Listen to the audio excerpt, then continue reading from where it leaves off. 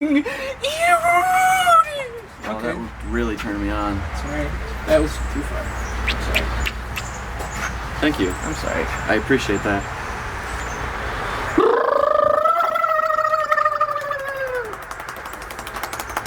That still impresses me.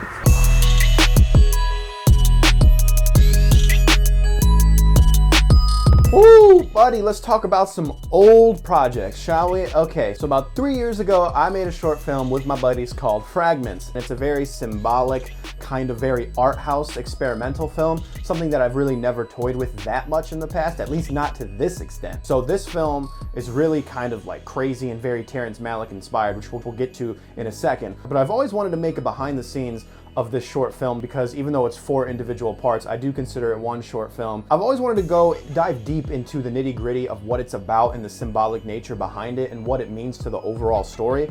So what I'm going to do here is I'm going to explain to you how I came up with the idea, and then I'm going to go through each individual fragment explaining all the various Easter eggs and all the crazy symbolism that is integral to the overall plot of the story. Because if there's one thing I like doing more than watching my own films, it's talking about them ad nauseum. So let's get into how I came up with this idea. So as pretentious as it sounds, the idea for Fragments actually came to me in a dream, and I actually wrote it right here in this journal. So if you go to this one page, which I wrote like 3 years ago, I got it right here. Short film idea. In Time, which if you know the movie In Time, it's basically a movie where you use time as currency. In time, but with memories. At night when we sleep, we have to select which memories to keep and which ones to lose forever, until the government keeps shortening the amount of memories we can keep. Main character cheats on girlfriend, girlfriend erases him, he apologizes and starts anew. At the end, he can only keep one memory to live in forever, and then I say which memory he chooses to live in forever, but I'm not going to reveal that here in this behind the scenes because even though this is kind of revealing everything about what this short film is about, I still want, it's a very personal short film, and I still want a little bit of that to be left ambiguous. That's where the idea of Fragments came from. It came to me in a dream, as crazy as that sounds. Pre-production on this film was actually a little strange because we weren't really in pre-production for that long. As a matter of fact, we really weren't in pre-production at all because we knew we were going to shoot something in 1 week. And what we thought we were shooting was a short film called Bleeding Out, which is just another short film that we just cannot get off the ground for some reason. Bleeding Out was a very comedic short film. And being that I was in a different space in my life at that time, I was in a very different headspace, I couldn't fully commit to a comedy film, at least at that point, because I knew that if I wasn't in it, as pretentious as this sounds, if I wasn't in it and my heart wasn't in it, as fortune cookie as that sounds, that I knew that the end product was going to suffer. So I call up my buddy Trevor and I'm like, Trevor, I don't think we can shoot Bleeding Out. And then Trevor's like, okay, well then what the hell are we gonna shoot then? We're shooting in a week. What are we gonna do? And then I came up to him with this idea, it just hit me. I'm like, I had this idea come to me in a dream. And that idea was Fragments. And then I told him the idea for Fragments and he's like, okay, well, we can make this work, but you need to write a script. So I had to write a full-blown script in 1 week, less than a week actually. So we completely scrapped one film a week before we started shooting it and just restarted this whole process again. Funny thing is, I kept wondering throughout the pre-production process of that 1 week, I'm like, how experimental do I want to make this film? Do I want to tell this film out of order? Or do I want to mix it up? Do I want to make it super art house and super, experimental? Or do I want to make it more linear? And eventually, mostly probably because of the time constraints, I just did it more linear. And it was originally a very linear story that made a lot more sense in a conventional way than what it ended up being. When it comes to equipment, we shot a majority of this film on 2 Sony A7Ss that we rented from borrowlenses.com. And for the slow motion shots where Trevor was on the train tracks, we shot on a Panasonic Lumix GH5S. I have mentioned before that this film was heavily inspired by Terrence Malick. I'm a huge Terrence Malick fan, and if you don't know who Terrence Malick is one of my favorite directors, but his films are very, very experimental. He's done films, The Tree of Life, The Thin Red Line, A New World.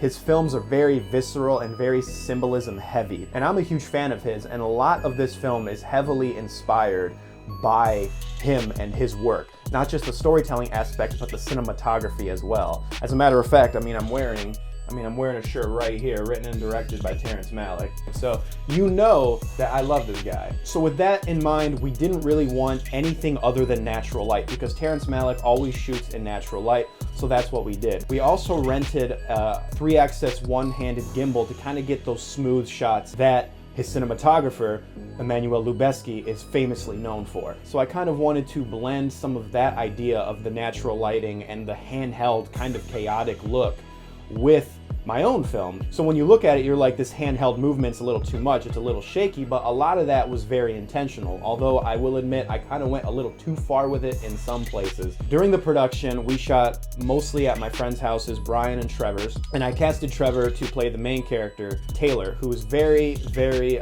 basically broken and sad, and he kind of has this harsh look at reality where it's almost like he's given up on reality because it's such a hard world to live in where you have to give up your memories, and this life is very difficult for him. So I really feel like Trevor, because I know Trevor personally and we've talked about life and stuff like that, so I knew that he could pull off this role because not only is he an amazing actor, he can pull off this role because I know that he has a similar viewpoint about life as Taylor does, so he was perfect for it. And when we go through the individual fragments, we will see his amazing acting. And also, speaking of acting, Brian plays Dallas, a very kind of almost weirdly optimistic person who's really been through the ringer himself, almost more than Taylor, but he has this weird optimistic viewpoint where he's trying to keep hope alive. And I felt like Brian is also a very versatile actor.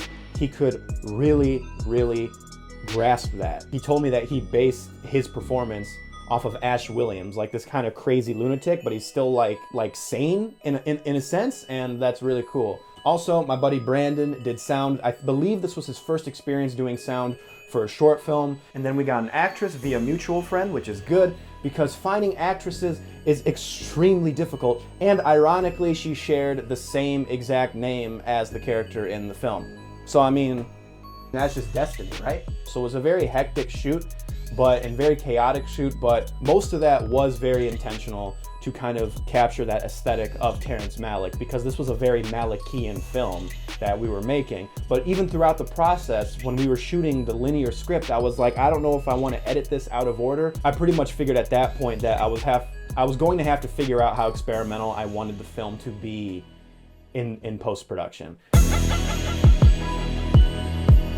All right, so it's time to edit the footage we got, and nothing happened. Can I hit him? Go ahead. Fucking take me to jail, and then put some. Don't pretend like you wouldn't like that. Nothing happened. I did not even touch this footage for like 6 months because I was very disheartened with what we got, really. As more so what we didn't get. We didn't get to film everything that was in the script, and I had a hard time kind of assembling it together, and I was just very, very defeated about this film because coming into this film, we've had, a couple films not work out, and this film I thought was just going to end up being the same way, where we didn't shoot everything. How am I going to try and make sense out of this stuff? Because at this point, I was still in the mindset for some reason of, I want to make this a linear story. I have to follow the script. I mean, it's not going to make sense if we don't do it. Even though throughout the production, I was like, how experimental do I want to be? I was still very set in making this a linear story for some reason. And that's why this film took so long to release. If you look at from when we filmed it, which was in 2017, we didn't release the first episode until 2018. Even the stuff that we did film, which was one scene to one scene, they were very, no pun intended, fragmented kind of scenes that didn't really fit together.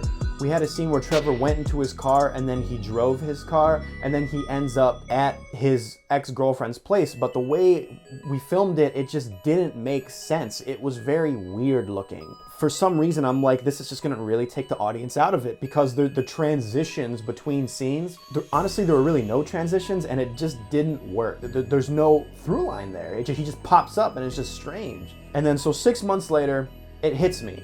What if I just go full-blown experimental and break up the fragments into actual fragments? That's the best way to do it, because instead of just cutting from him getting into his car to just jumping to him at his ex-girlfriend's apartment, we can have a break to where one fragment ends and then they have to watch the second one, and then because there's a gap there in the episodes, you can fill in the gaps with your own mind. At least that was my mentality with it. Cool, that solves one problem, but then there's a couple other problems. There's still some gaps that need to be filled. That's when I really doubled down on the Terrence Malickism inspiredness. As a matter of fact, there are a couple shots in this film that are very almost direct copies of Terrence Malick. So I'm like, if I'm gonna do the cinematography route very Terrence Malick-y, I should just make the story very Terrence Malick. But I'm very glad that we actually got Fragments done, because Fragments was a very, very almost personal film for me, because I was going through a very tough time in my life at that time, especially when it came to my career as a filmmaker, where I was too focused on, I wanted this film to look professional, I wanted it to look clean, and I wanted it to shoot on professional equipment, this, that, and the other thing. But then it hit me, I'm like, who gives a shit? Like, I shouldn't care about what I shoot it on. I can shoot this crap on an iPhone. If the story is good and it means something to the person who's making it, then who cares about how well it's showcased, you know? And that's kind of what I wanted to do with this. I said, if the shot is too shaky, I do not care. If it's out of focus, I do not care. And breaking down those barriers was a very, very difficult thing to do, at least for me. But I think I did it with this film. And there's an explanation of why I was trying to really break down these barriers and get out of my creative funk when it came to trying to make things look professional. I'm just like, I don't care about making things look professional anymore. I just wanted to tell stories. And that's a very hard barrier to break down when you're an aspiring filmmaker. Not trying to preach or be pretentious or anything here, but I don't know, this is just how I felt during this time. We finished it, we did 4 fragments in total, plus this thing, which even this has come out like 2 years after or whatever. This is coming out in 2020, oh my gosh. Just to jump ahead, you might be asking, why are you recording a behind the scenes now? Well, like I said, I always wanted to do it, but I guess I'm just lazy. I don't know. I really don't know. I just never did it until now. So stay tuned for part 2, where I'm gonna dive in to the actual film and go through each individual fragment and explain how we shot it, how we did it, what it means to the story as a whole, and all that. And I'm gonna do that right now, but for you guys, it might be another video. Let's turn this off and let's go watch some films.